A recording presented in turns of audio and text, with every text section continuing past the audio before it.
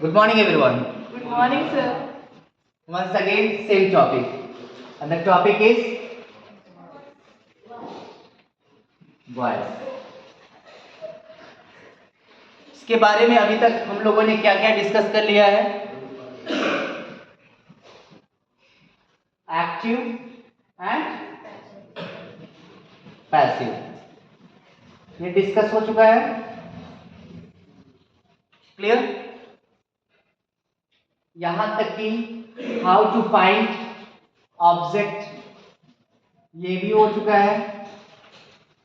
Verb में transitive and intransitive, ये भी हो चुका है. Got it? दोनों हो गया ना? और क्या क्या चीजें हो गए हैं? चेंज इनटू, किस टेंस को कैसे चेंज करेंगे, ये भी रूल्स हो गए हैं. मतलब क्या, आपको पार्ट फर्स्ट पे जाना होगा. वॉइस का जो पार्ट फर्स्ट का वीडियो अपलोड किया गया है उसको एक बार रिकैप कर सकते हो, आज जो भी क्लास चलेगी उसको समझने के लिए. Clear?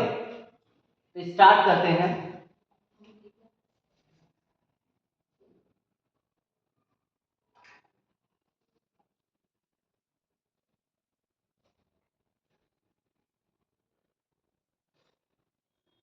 Okay,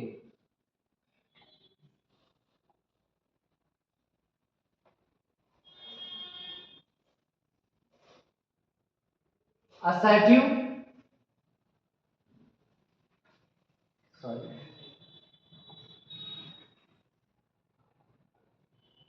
first of all हमें देखना है assertive, then interrogative, clear, then imperative. These are the sentences. ये सेंटेंसेस होते हैं कि नहीं होते हैं? एक्सक्लेमेटरी भी होता है, बट वॉइस में हमें यही तीनों पढ़ने हैं. Assertive, interrogative and imperative sentences. Now आपका क्वेश्चन होना चाहिए, सर सेंटेंसेस की जब बात करते हैं तो हम लोगों ने कहीं ना कहीं अफर्मेटिव भी पढ़ा है और क्या क्या पढ़ा है? नेगेटिव. ये तो दोनों इसमें कहीं दिख ही नहीं रहे हैं. तो आपको जानना होगा affirmative and negative are the just two parts of assertive. इसके दो पार्ट्स हैं असर्टिव के, और वो दोनों क्या है? Affirmative and negative. Got it? तो अब हमारे पास अफर्मेटिव, नेगेटिव, इंटेरोगेटिव, ठीक, और इंटेरोगेटिव नेगेटिव भी आ जाएगा तो आप बना लोगे इंपरेटिव. इतने सेंटेंसेस को पैसिव वॉइस में चेंज करना सीखना है. स्टार्ट करेंगे सबसे पहले टॉप से, असर्टिव सेंटेंसेस. असर्टिव में भी सबसे पहले हमें स्टार्ट करना है क्या? अफर्मेटिव सेंटेंसेस से. Got it? आगे बढ़े.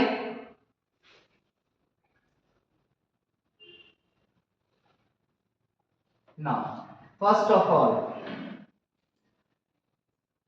अगर अफर्मेटिव को लेकर चलते हैं, यानी असर्टिव सेंटेंसेस को लेकर के चलते हैं, उसमें चेंज करने का तरीका, यू नो, एक्टिव वॉइस में जो फॉर्म ऑफ द सेंटेंस होगा वो क्या होगा? सब्जेक्ट होगा प्लस वर्ब होगा plus object plus complement plus etc. इतने ही तो पार्ट होते हैं ना एक्टिव वॉइस में. और पैसिव वॉइस में क्या हो जाता है?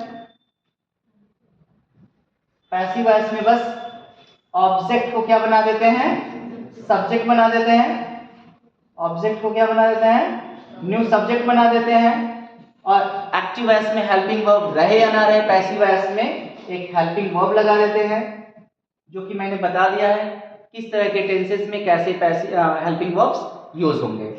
तो ऑब्जेक्ट को न्यू सब्जेक्ट बनाएंगे, हेल्पिंग वर्ब लगाएंगे, और मेन वर्ब एक्टिव वॉइस में अलग अलग फॉर्म में यूज हो सकती है, बट पैसिव वॉइस में उसका एक ही फॉर्म यूज होता है, और वो कौन सा होता है? वर्ब की थर्ड फॉर्म. फिर उसके बाद सब्जेक्ट को नया ऑब्जेक्ट बनाएंगे, बस उससे पहले हमें क्या लगा देना है? बाय लगा देना है. और यहां पर सब्जेक्ट को क्या बना देना है? New object. Sorry,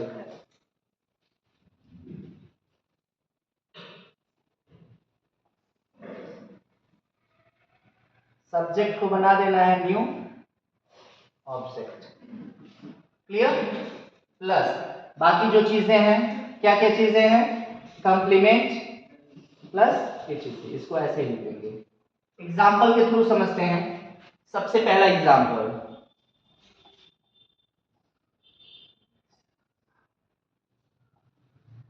like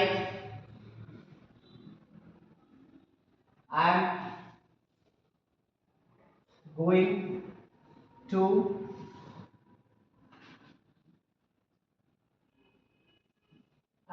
Gorakhpur.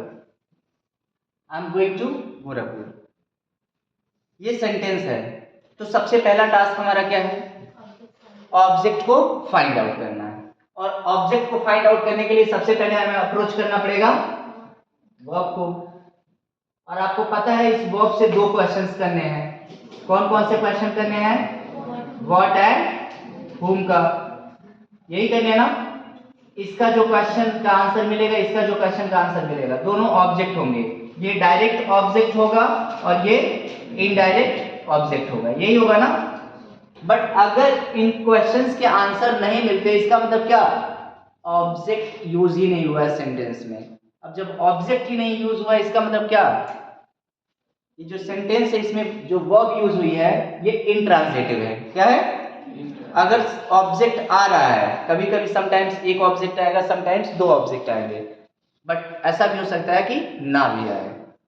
जब नहीं आएगा उस समय तो उसका हम पैसिव वॉइस बनाएंगे ही नहीं। यू नो, सबसे मेन जो फोकस होता है वही यही होता है, ऑब्जेक्ट को सब्जेक्ट बनाना। और जब सेंटेंस में ऑब्जेक्ट ही नहीं रहेगा तो बहुत ही डेफिनेट सी बात है कि उसकी पैसिव वॉइस नहीं बन सकती, यानी इनट्रांजिटिव की पैसिव वॉइस हमें नहीं बनानी। अब इसका क्वेश्चन करते हैं। आई एम गोइंग, जा रहा हूं, वो क्या है, जा रहा हूं। व्हाट, क्या जा रहा हूं, तो नहीं पता। क्लियर? whom, किसे जा रहा हूं, नहीं पता। क्योंकि ये जो गोइंग है, अगर आप इससे क्वेश्चन पूछो वेयर, कहां जा रहा हूं, तब शायद आपको आंसर मिल जाए। लेकिन इन दोनों क्वेश्चन का आंसर नहीं मिला, नहीं मिला ना। अब जब नहीं मिला इसका मतलब क्या, इस सेंटेंस में आपका ऑब्जेक्ट है ही नहीं। ऑब्जेक्ट नहीं है तो इसकी पैसिव वॉइस। क्लियर हुआ?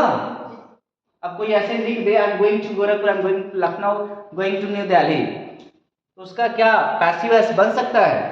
क्योंकि उसमें तो इन दोनों क्वेश्चन के आंसर ही नहीं मिल रहा है, मतलब क्या, ऑब्जेक्ट ही नहीं है। ऑब्जेक्ट नहीं है तो पैसिव वॉइस नहीं बनेगी।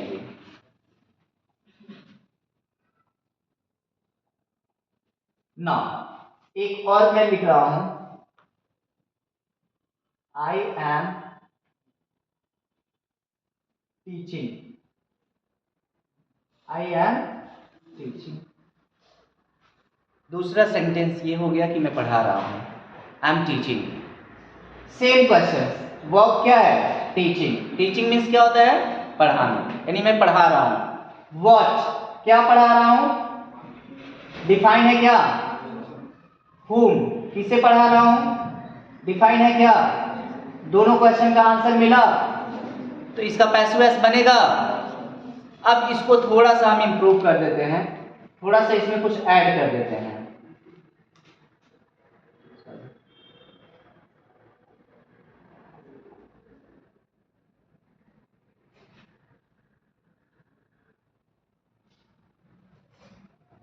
अब इसमें ऐड क्या कर देते हैं, इंग्लिश ऐड कर दिए, एक वर्ड। अब जब हमें ऐसा देखने को मिलता है आई एम टीचिंग इंग्लिश, तो बच्चे क्या करते हैं, पूछने पर कि ऑब्जेक्ट क्या है, इंग्लिश है, गेस करते हैं। वो दिखता है जैसे लगता है यही ऑब्जेक्ट है, और मैक्सिमम ऐसी पॉसिबिलिटीज होती है कि बच्चे सही भी हो जाते हैं। 90% 95% चांस होता है वो सही हो जाते हैं। बट अगर उनसे नेक्स्ट क्वेश्चन कर दिया जाए, हाउ डिड यू गेट, कैसे पता चला, तो 95% बच्चे उसका आंसर ही नहीं दे पाएंगे, क्योंकि उनको पता नहीं है कि कैसे पता चला, क्योंकि उन्होंने तो गेस किया था, गेस करेक्ट हो गया था, बस इतना ही पता था। अब सेम क्वेश्चन आप इससे करिए, कौन कौन से, व्हाट, पढ़ा रहा हूं। क्या पढ़ा रहा हूं भाई? आंसर मिला कि नहीं मिला? मिल गया ना, तो ऑब्जेक्ट आपके पास मिल गया। इसकी पैसिव वॉइस जब बनाएंगे, जब पैसिव वॉइस में इसको चेंज करेंगे तो सबसे पहले ऑब्जेक्ट को बनाना है सब्जेक्ट। तो ऑब्जेक्ट क्या है हमारे पास? इंग्लिश। इसको आप लिख दीजिए सब्जेक्ट। अब मैंने आपको समझाया है इज एम आर के साथ आईएनजी अगर आती है एक्टिव वॉइस में, तो पैसिव वॉइस में चेंज करने के लिए हेल्पिंग वर्ब सेम होता है, बस उसके साथ ऐड क्या हो जाता है? बीइंग। क्या हो जाता है? यानी इंग्लिश के लिए इज एम आर में से कोई एक यूज करना रहे तो क्या यूज होगा? सिंगुलर सब्जेक्ट है ना, तो क्या यूज होगा? इज। अब इज एम आर के साथ इन प्रेजेंट कॉन्टिन्यूअस टेंस अगर है तो उसमें पैसिव वॉइस बनाते समय उसकी helping verb is am are plus उसके साथ ऐड हो जाता है बीइंग। क्लियर? इसको ऐड कर देते हैं और वर्ब की कौन सी फॉर्म यूज हो जाती है? थर्ड फॉर्म यूज हो जाती है। तो बस वही करिए, इसके साथ ऐड कर दीजिए बीइंग। और वर्ब की थर्ड फॉर्म, वर्ब क्या है? टीचिंग। इसका फर्स्ट फॉर्म क्या होता है? टीच। और थर्ड फॉर्म क्या होता है? टॉट। सेकेंड फॉर्म भी टॉट होता है और थर्ड फॉर्म भी टॉट होता है। तो हमने लिख दिया यहाँ पर टॉट। अब ध्यान से अगर हम उस सेंटेंस को देखें एक्टिव वॉइस वाले को, तो हमारे पास हेल्पिंग वर्ब हो गया, ऑब्जेक्ट को हमने सब्जेक्ट बना दिया, मेन वर्ब भी लिख दिया, बचा क्या? एक्टिव वॉइस का सब्जेक्ट बचा हुआ है। अब इसको बनाना है ऑब्जेक्ट, और उससे ऑब्जेक्ट बनाने से पहले हमें प्रीपोजिशन क्या लगा देना है? बाय। और जब ऑब्जेक्ट बनाओगे आई को, तो आपको पता होना चाहिए ऑब्जेक्ट की जगह लिखने के लिए आई को इसका ऑब्जेक्टिव फॉर्म यूज करना पड़ेगा। और इसका ऑब्जेक्टिव फॉर्म क्या होता है? मी होता है। आपको subjective, objective and possessive form बताया गया था ना, बस उसी के अकॉर्डिंग यहाँ आई डायरेक्ट नहीं लिखना है, ऑब्जेक्ट की जगह हम उसको प्लेस कर रहे हैं, उसका वही फॉर्म वहां पर यूज होगा। अगर यहाँ पर आई की जगह ही रहता और यहाँ इज रहता, तो ही का ऑब्जेक्टिव फॉर्म जब यहाँ पर लिखते तो हिम लिखते। अगर यहाँ पर सब्जेक्ट सी होती तो यहाँ पर उसका ऑब्जेक्टिव फॉर्म हर हो जाता। अगर यहाँ पर बी होता तो यहाँ पर क्या हो जाता? अस हो जाता। अगर यहाँ पर दे होता तो यहाँ पर क्या हो जाता? देम हो जाता। क्लियर? Got it? समझ में तो आ रहा है ना इतना ना?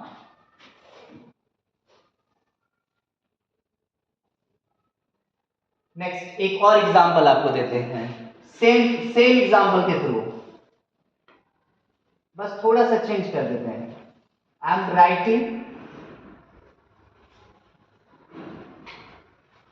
Writing you a letter. I am writing you a letter. इसको भी पैसिव वॉइस में चेंज करना है। चेंज करिए भाई। सबसे पहला हमारा टास्क क्या है? वर्ब को फाइंड आउट करना। वर्ब क्या है यहाँ? राइटिंग। अब वर्ब की हेल्प से हमें क्या मिलने वाला है? ऑब्जेक्ट। ऑब्जेक्ट को फाइंड आउट कर लेते हैं इससे दो क्वेश्चन करके। पहला क्वेश्चन क्या करेंगे? व्हाट, यानी लिख रहा हूं। व्हाट क्या लिख रहा हूं भाई? A letter. क्या लिख रहा हूं? A letter. यानी व्हाट का आंसर मिल गया अ लेटर। एक ऑब्जेक्ट ये हो गया, डायरेक्ट ऑब्जेक्ट। उसके बाद फिर इससे क्वेश्चन करिए। इससे दूसरा क्वेश्चन क्या करेंगे? whom। और whom का आंसर क्या मिला? किससे लिख रहा हूं? तुम्हें, यू। इसका आंसर मिल गया यू। यानी हमको एक सेंटेंस में कितने ऑब्जेक्ट मिल गए? दो ऑब्जेक्ट मिल गए। It means the sentence can be changed into passive voice by two ways. दो तरीके से इसको हम चेंज कर सकते हैं। और वो दोनों तरीके क्या क्या हैं? सबसे पहले एक जो हमें ऑब्जेक्ट डायरेक्ट वाला मिला और एक इनडायरेक्ट वाला, इसको लेकर के पहले बनाते हैं, फिर इसको लेकर के बनाते हैं। एक बार हम सब्जेक्ट और लेटर को बनाते हैं, दूसरी बार में सब्जेक्ट किसको बनाएंगे? यू को बनाएंगे। तो सबसे पहले इसको बनाते हैं सब्जेक्ट। सब्जेक्ट बनाते हैं अ लेटर को, तो अ कैपिटल हो जाएगा,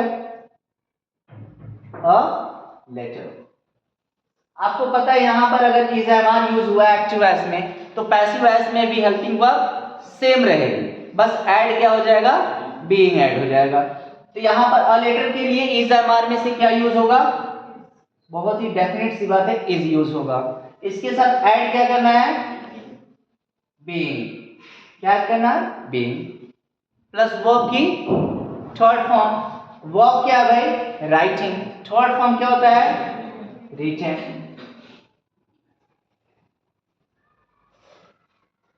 नाउ अब हमारे पास जो बचा हुआ है वो यू बचा हुआ है और क्या बचा हुआ है, आई। क्लियर, यानी एक एक्स्ट्रा ऑब्जेक्ट बचा हुआ है और एक सब्जेक्ट बचा हुआ है जिसको हमें ऑब्जेक्ट बनाना है। तो यहाँ पर जो भी है पोजीशन, उस पोजीशन के अकॉर्डिंग चलते हैं। मेन वर्ब लिखने के बाद हमें ऑब्जेक्ट ही लिखना है और उस ऑब्जेक्ट को लिखने से पहले प्रीपोजिशन लगा देना है। तो क्या हो गया, बाई, और आई का ऑब्जेक्टिव फॉर्म मी, यानी a letter is being written by me. बचा क्या, यू।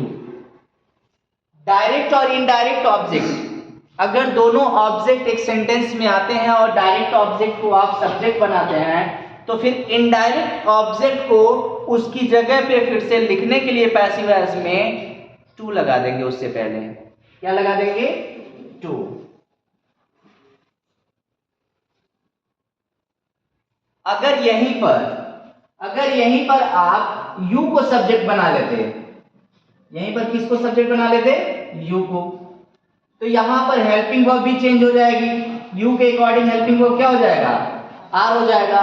बीइंग तो ऐसे ही ऐड रहेगा और वर्ब की थर्ड फॉर्म तो होनी ही होनी है। एंड इसके बाद you are being written, you are being written, यानी एक बार हम किसको ऑब्जेक्ट बना रहे हैं, यू को। तो you are being written what, a letter. या फिर अगर आप उसी के अकॉर्डिंग चलते हो तो क्या लिखोगे, बाय मी, बाय मी। क्लियर, यानी मेन वर्ब के बाद हमें ऑब्जेक्ट रखना है तो रख दीजिए, कोई दिक्कत नहीं है। You are being written by me, क्या चीज भाई, अ लेटर। ऐसी कंडीशन में ये ज्यादा इजी है क्योंकि इसमें एक्स्ट्रा कोई प्रीपोजिशन नहीं लगाना है उस ऑब्जेक्ट से पहले, जैसे हमने यू से पहले टू लगाया था। इस केस में हमेशा ही आप इनडायरेक्ट ऑब्जेक्ट को ही सब्जेक्ट मानिएगा, वो आपके लिए ज्यादा इजी होगा। क्योंकि अगर इसको यहां लिख देते और इसको यहां लिख देते तो भी कुछ गलत नहीं था। इसको ऐसे भी लिख सकते हैं, you are being written a letter by me, या you are being written by me a letter. यानी रिटन के बाद आप यहां पर डायरेक्ट क्या लिख सकते थे, हाँ, दिया हुआ ऑब्जेक्ट लिख सकते थे। हालांकि एक ऑब्जेक्ट और लिखना, आपको सब्जेक्ट को ऑब्जेक्ट बनाना है, लेकिन ऑलरेडी उसमें दो ऑब्जेक्ट हैं, तो मेन वर्ब के बाद वो जो दूसरा वाला ऑब्जेक्ट है उसको उसी के साथ लिख लीजिए, फिर बाय लगा करके जो भी सब्जेक्ट को ऑब्जेक्ट बना रहे हैं वो पोर्शन लिखिए। यानी अगर हम इसको ऐसे लिखते, you are being written, you are being written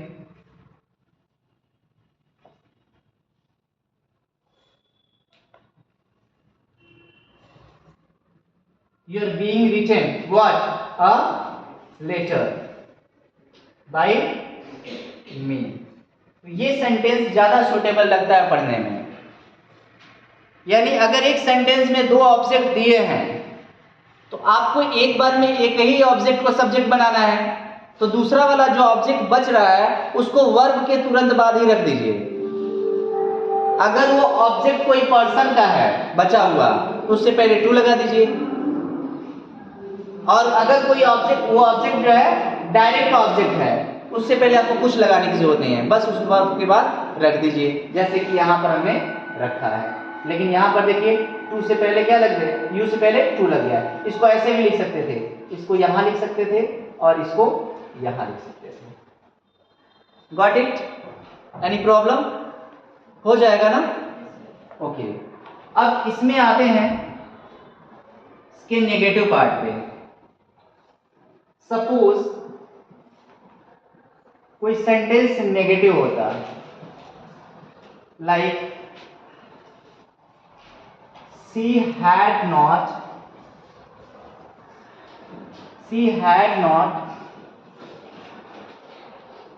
cheated him.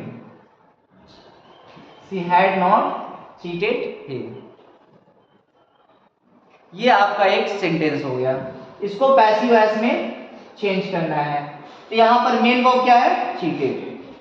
Cheated यानी वर्ड चीटेड।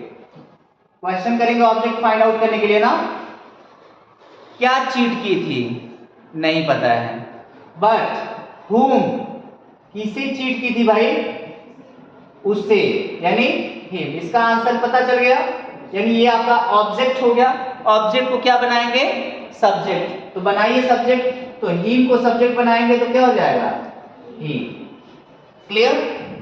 और आपको पता है यहाँ हेल्पिंग वर्ब अगर हैड है, हैड प्लस वर्ब की शॉर्ट फॉर्म है, आपको पता होना चाहिए पैसिव वॉइस में ये सेम रहेगा, बस इसके साथ क्या ऐड हो जाएगा? बीन। यही होगा ना? और नेगेटिव है तो इन दोनों के बीच में नॉट आना है, इतना ध्यान रखिएगा। और हेल्पिंग वर्ब में सिंगल वर्ड है तब तो उसके बाद ही आ जाएगा, लेकिन अगर दो वर्ड है या तीन वर्ड है तो बस पहले वाले वर्ड के बाद नॉट को आना है हर एक कंडीशन में। तो ही हो गया, और ही के साथ यहाँ पर हैड है तो हैड ही लगेगा, क्योंकि निगेटिव है तो निगेटिव लगा दीजिए, और उसके साथ ऐड क्या कर दीजिए? बीन। फिर वर्ब की third form already perfect tense में दिया रहता है, वही चीज है, इसको कुछ चेंज करने की जरूरत नहीं है। बचा क्या? यानी चीटेड हो गया, नॉट हो गया, हैड हो गया, हिम हो गया, बचा क्या? सी।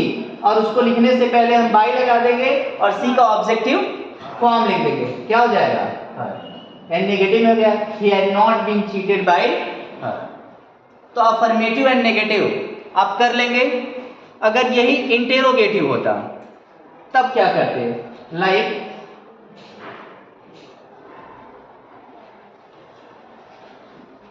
एक, do you play cricket? Do you play cricket? इसका पैसिव वॉइस बनाना रहता, आपको पता है एक्टिव वॉइस में अगर हेल्पिंग वर्ब से स्टार्ट है तो पैसिव वॉइस में भी हेल्पिंग वर्ब से स्टार्ट होगा, यानी सेंटेंस फॉर्मेशन सेम होगा, बस एक्टिव को पैसिव में चेंज करना है। अगर नेगेटिव है तो नेगेटिव में, इंटेरोगेटिव है तो इंटेरोगेटिव में, अफर्मेटिव में है तो अफर्मेटिव में। आपको पहले ही बताया केवल और केवल फॉर्मेशन चेंज होता है, मीनिंग उसकी चेंज नहीं होती है। तो यहाँ पर हम करेंगे तो ऑब्जेक्ट को खोजना है तो सबसे पहले वर्ब को खोजेंगे, प्ले। इससे क्वेश्चन करेंगे व्हाट, खेलता है, यानी डू यू प्ले, क्या तुम खेलते हो, यानी खेलते हो। व्हाट, क्या खेलते हो भाई? क्रिकेट ना। यहाँ ऑब्जेक्ट क्या मिल गया? क्रिकेट मिल गया, इसको बना दीजिए सब्जेक्ट। बट उसके पहले आप इतना ध्यान रखिए कि आपका एक्टिव वॉइस स्टार्ट है हेल्पिंग वर्ब से, और यहाँ डू या डज के साथ वर्ब की फर्स्ट फॉर्म यूज हुई है। इसको पैसिव वॉइस में चेंज करने के लिए आपको पता है ना क्या करना है? अगर ये है तो helping verb is and are, और प्लस वर्ब की कौन सी फॉर्म? Third form. तो यहां पर आपका सब्जेक्ट था यू, तो उसके लिए लगा था डू। अब यहां पर आपका नया सब्जेक्ट क्या हो गया? क्रिकेट। क्रिकेट के लिए इज एंड आर में से क्या लगने वाला है? क्रिकेट तो एक गेम है ना, एक गेम है कि नहीं है, तो क्या लिखेंगे? इज, और उसके बाद सब्जेक्ट लिखेंगे, यहां सब्जेक्ट है इसमें भी सब्जेक्ट लिखेंगे, ऑब्जेक्ट को सब्जेक्ट बनाइए, तो इज क्रिकेट। उसके बाद क्या लिखना है? यहां पर वर्ब है, बट उससे पहले हमें इसमें ऐड करना है। कुछ ऐड करना है कि नहीं करना है? नहीं करना है। क्यों? क्योंकि यहाँ डू और डज है, इज एम आर होता तो ऐड होता बीइंग, बट यहाँ पर नहीं है, तो इसलिए इज क्रिकेट वर्ब की third form played, is cricket played. अब बचा क्या है? ये हो गया और ये बचा यू ना, इससे पहले क्या लगा देंगे? बाई, और यू का ऑब्जेक्टिव फॉर्म यू ही होता, और लास्ट में क्वेश्चन मार्क लगाना नहीं भूलेंगे। This is the end of assertive and interrogative sentences. One class is still left and that is for imperative sentences. उसको हम तीसरे क्लास में अटेंड करेंगे।